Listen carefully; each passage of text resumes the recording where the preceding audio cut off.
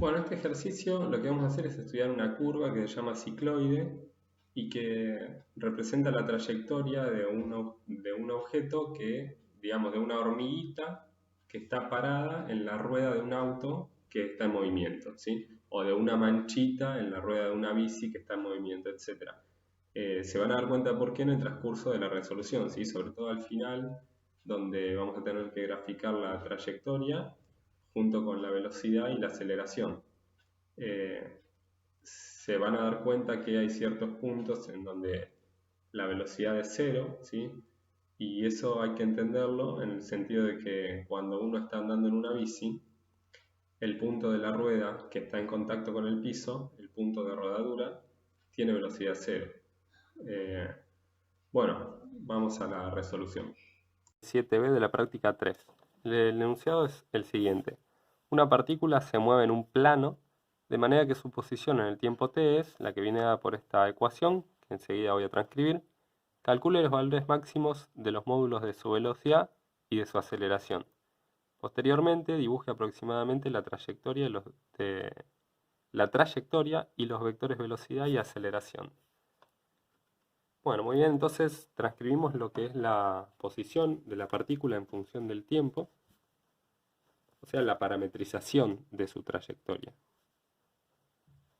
que viene dada, según dice el enunciado, por t menos seno de t, 1 menos coseno de t.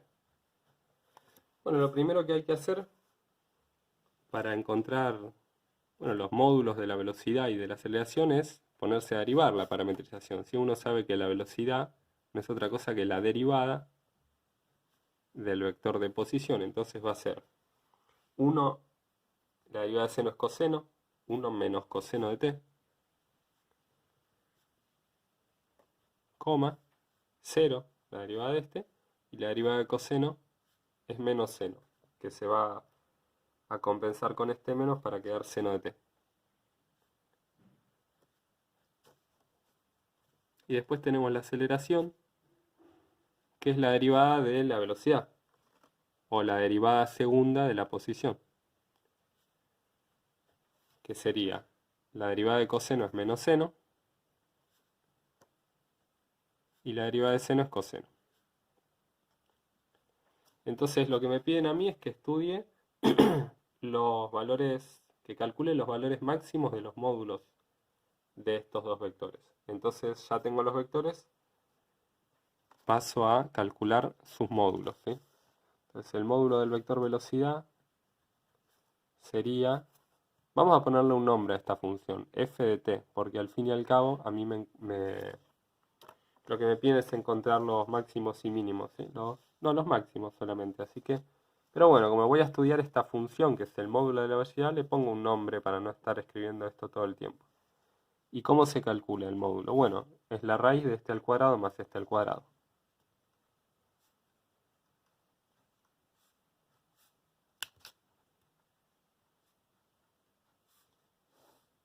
Acá no lo puse, pero t está en R, eso lo dice en el enunciado, ¿sí? Es el dominio de la función. Y bueno, esta función, este cuadrado del binomio, lo puedo escribir como el primero al cuadrado, más el doble producto del primero con el segundo, más el segundo al cuadrado. Y el seno al cuadrado, que ahí estaba fuera del binomio. Bueno, acá tengo coseno al cuadrado más seno al cuadrado. Eso suma 1, ¿sí? Entonces tengo este 1 más este 1 sería 2 menos 2 coseno de t. ¿Cómo hago para encontrar el máximo de esta función, que es el módulo de la velocidad? Bueno, la derivo y la igualo a 0, lo que hacíamos en el CBC para buscar máximo cuando hacíamos estudio de función. Entonces la derivada de la función raíz es 1 sobre 2 veces la raíz.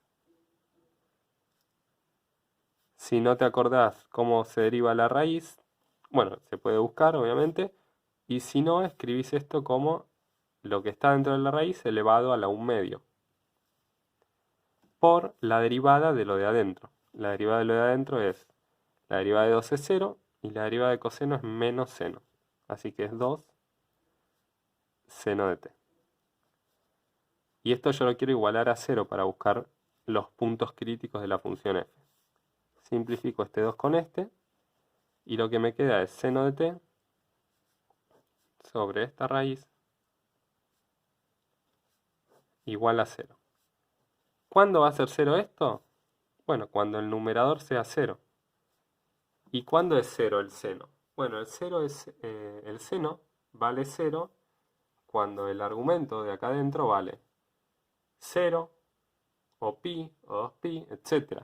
O sea, acá t tiene que ser igual a k por pi, en donde k va a ser un número entero. Les recuerdo brevemente el tema de la circunferencia trigonométrica, ¿sí? En relación con estas funciones y ubicar los ceros. En esta circunferencia uno puede medir los ángulos en radianes, por ejemplo, este ángulo, no sé, ¿qué ángulo puede ser? Por ejemplo, pi sobre 3, ¿qué es el seno y qué es el coseno? El coseno es la coordenada x, ¿sí? Esta es la circunferencia unitaria.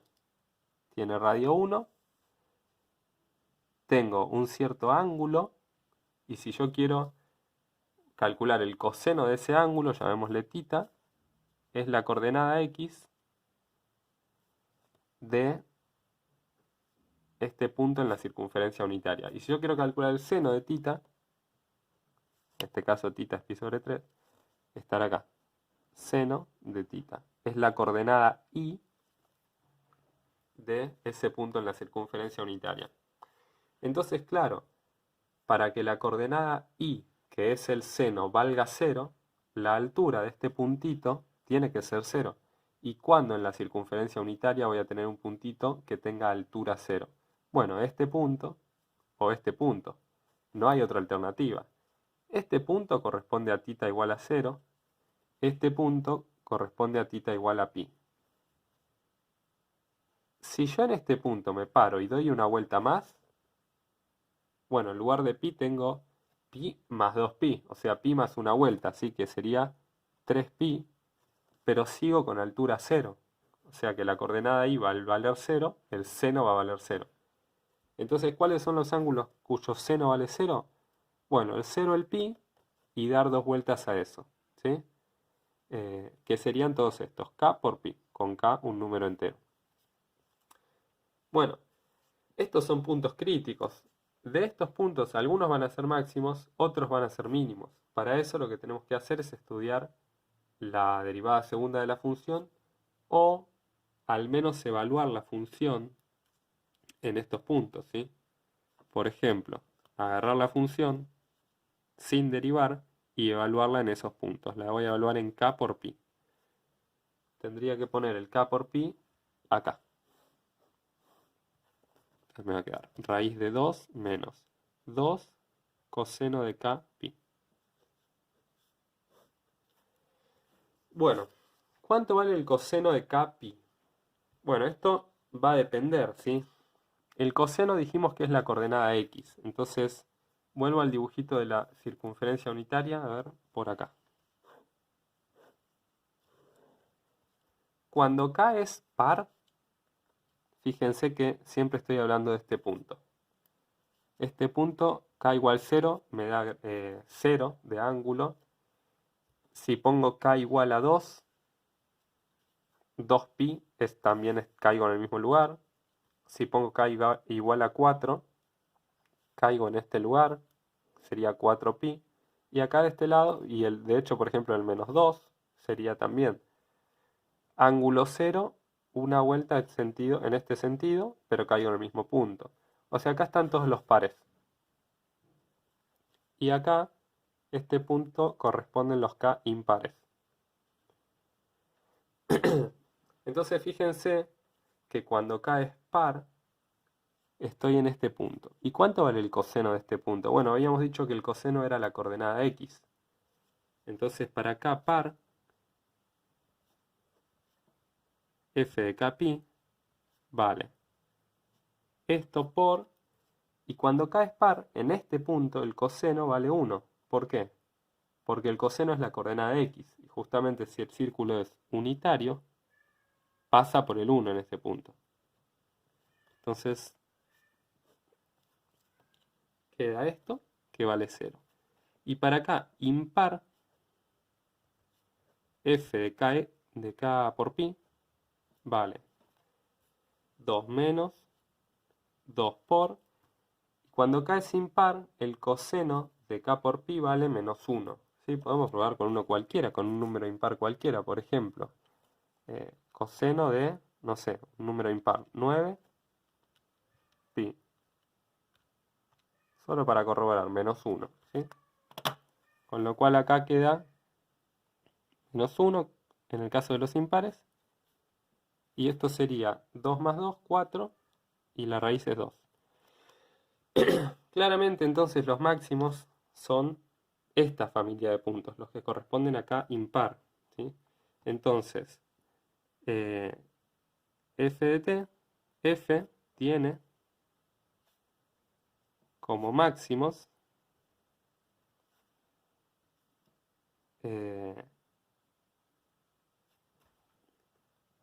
tiene como máximo, vamos a decir, no máximos, como máximo al valor 2 y lo alcanza en t igual a k por pi, siempre y cuando k sea un número entero impar. ¿Sí? Subrayo impar, porque si es par no es máximo. Eso con respecto a la velocidad. Con respecto a la aceleración, hay que hacer el mismo procedimiento. Hay que tomar el vector de aceleración, calcularle el módulo y después estudiarlo, hacer un estudio de función. Entonces, el módulo de la aceleración es la raíz de seno al cuadrado más la otra coordenada al cuadrado. Mucho más fácil esta vez, porque tenemos la gran suerte de que lo que está dentro de la raíz vale 1, con lo cual el módulo de aceleración siempre es 1. Entonces, ¿cuál es el máximo de la función módulo de la aceleración? El máximo es 1 y se alcanza en todos los valores del t. Es una función lineal constante. Bueno, lo que nos falta hacer es el gráfico, como dice acá, de la trayectoria, los vectores velocidad y aceleración. Lo que habría que hacer para dibujar la trayectoria es una tabla de valores que para cada valor de t nos dé los puntos del plano que corresponden, ¿no? Yo voy a hacer eso mismo pero con la computadora para no tardar tanto tiempo. Voy a poner valores de t entre menos 10 y 10 y voy a poner 500 valores, ¿sí? El programa que estoy usando es este que pueden ver acá, el nombre es Octave, la descarga es gratuita. Bueno, lo que hago en estas dos líneas es definir las coordenadas x e y de la parametrización que estuvimos usando en el ejercicio. Bx y by son los comandos para la parametrización de la velocidad, o sea, de las derivadas de la posición. Y por último, ax y ay serían la aceleración, o sea, la derivada de la velocidad. Estaba terminando con la aceleración, que es coseno de t. Bueno, una vez que tienen definido esto, para graficar tienen que poner plot, lo que quieren graficar, por ejemplo, xy, le tienen que poner x de t e y de t.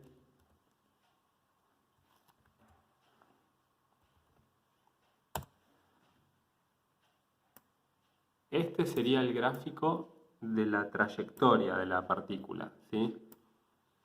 Acá lo único que se aprecia es la trayectoria, nada de velocidad, nada de aceleración, ¿sí? Entonces nos gustaría en esta trayectoria agregar los vectores de velocidad, por ejemplo, ¿sí? Entonces eso lo hacemos así. Hold on es un comando que yo voy a usar cuando quiero hacer un dibujo arriba de un dibujo. O sea, si yo quiero que persista el gráfico de la trayectoria, pongo eso y ahora lo que vaya a graficar lo voy a graficar sobre la trayectoria. Y lo que quiero graficar es para 10 valores voy a graficar esto, ¿sí? En los puntos X, Y voy a clavar un vector que va a ser el vector velocidad en X y velocidad en Y.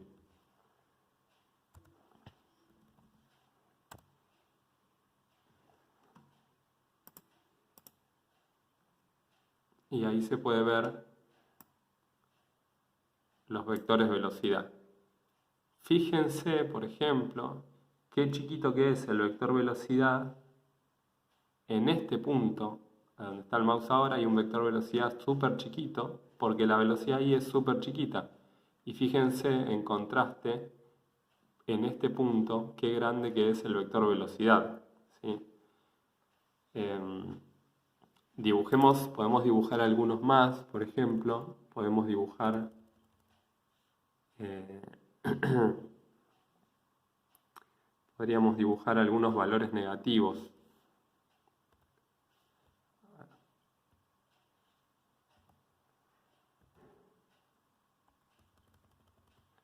Para parámetros negativos.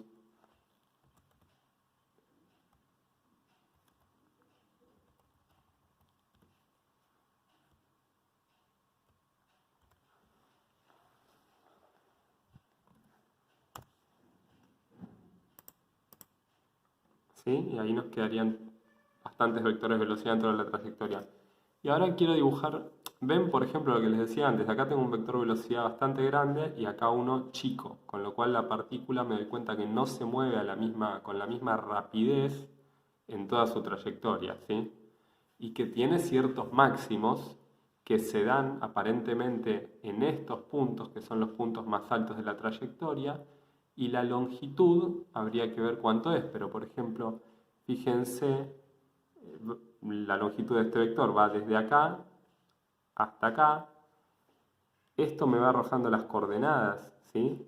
Fíjense que el vector llega desde, muy aproximado, ¿no? Desde este punto que es menos 3,3 hasta este que es menos 0,9. Con esos datos uno lo que puede hacer es calcular la longitud.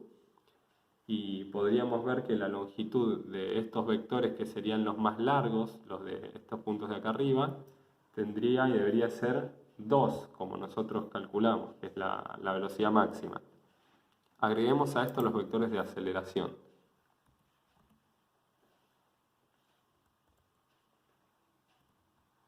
Acá voy a quitar la B y voy a poner la A de aceleración.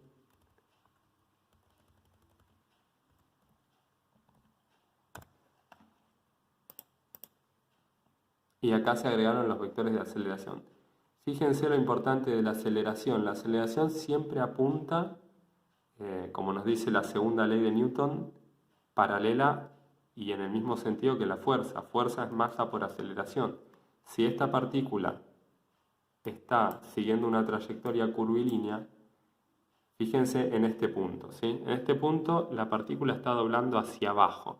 Entonces, la velocidad de la partícula tangencial sale disparada por la tangente, digamos, y la aceleración vendría dada, la dirección de la aceleración, hacia adentro, haciendo las veces de lo que sería una fuerza centrípeta.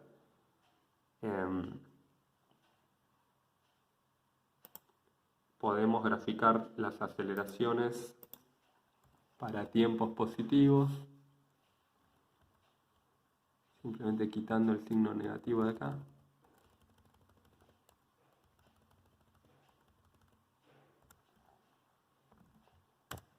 Y ahí tendríamos el dibujo completo con todas las velocidades y todas las aceleraciones.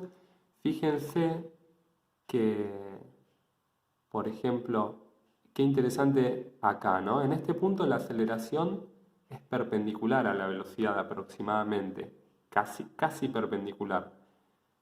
Pero por ejemplo acá, en este punto, no sé si se ve, de acá sale un vector tangente y un vector aceleración y no son perpendiculares. Porque recuerden que en este puntito de acá abajo, la velocidad, la rapidez era cero. ¿Y qué es lo que pasaba para cuando K era par? Teníamos velocidad cero. Acá abajo la velocidad es cero, con lo cual la aceleración, aparte de tener una función que sea doblar la trayectoria de la partícula, tiene también el deber de reducir su rapidez, con lo cual tiene que tirar para atrás alguna fuerza. Entonces, bueno, es interesante para eso, para analizar qué es lo que pasa, eh, cómo se vinculan la velocidad y la aceleración este dibujo, y siempre teniendo en mente que la aceleración es paralela y tiene el mismo sentido que las fuerzas, ¿sí? Fíjense, por ejemplo, estas dos flechas de acá, ¿sí? Una es la velocidad y una es aceleración. Si lo agrando un poco. Bueno, no se puede agrandar mucho más. Pero por ejemplo, acá, estas dos voy a tomar. Esta roja que está acá es el vector tangente, la velocidad, y esta naranja es la aceleración. Fíjense que en este punto la aceleración apunta, digamos, no es para nada perpendicular a la velocidad, sino como que aporta a que la rapidez crezca más que a la curva doble, ¿sí? En cambio acá la aceleración, al ser prácticamente perpendicular, está cumpliendo un rol más de hacer doblar a la curva que de hacer crecer la rapidez. Bueno, en fin, ahí está el ejercicio resuelto y ustedes pueden seguir jugando. El programa es Octave, pueden encontrar muchos tutoriales y bueno, acá tienen los comandos que yo utilicé para graficar esto. Espero que les haya sido útil.